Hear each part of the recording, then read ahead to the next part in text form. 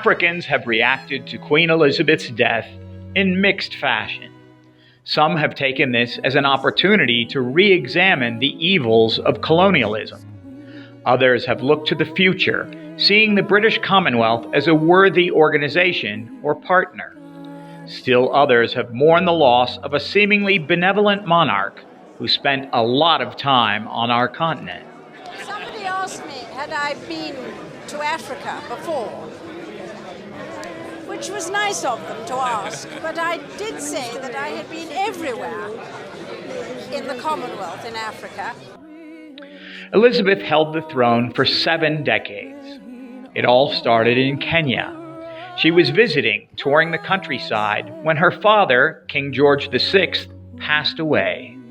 Elizabeth became queen instantly, so her first breaths as the head of the empire came in what was then one of her colonies. Nearly a decade later, most of England's African possessions agitated for independence. Despite some notable attempts by London to disrupt these efforts, like the jailing of the Mau Mau in Kenya, Elizabeth appeared fairly favorable towards local sovereignty. She famously danced with Ghana's first leader, Kwame Nkrumah, during a visit that was opposed by the British government in 1961. She had a long relationship with South Africa, having delivered a speech there on her 21st birthday in 1947.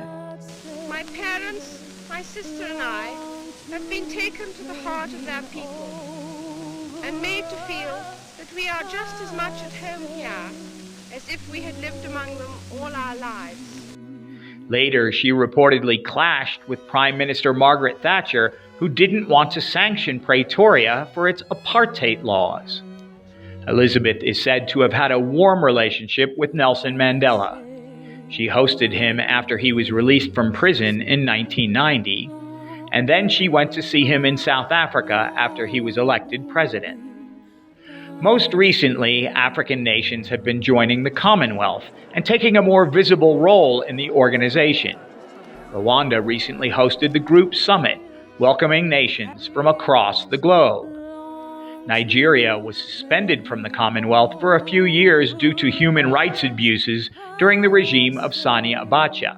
National interest that these unpatriotic acts being perpetuated by the leadership of Nupeng and Pengasing be dealt with decisively.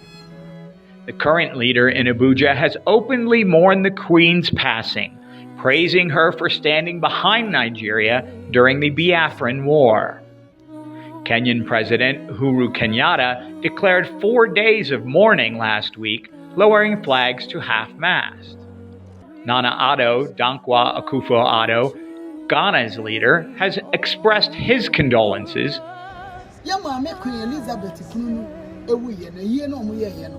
while the popular gospel singer Diana Asamoah has suggested she be buried there.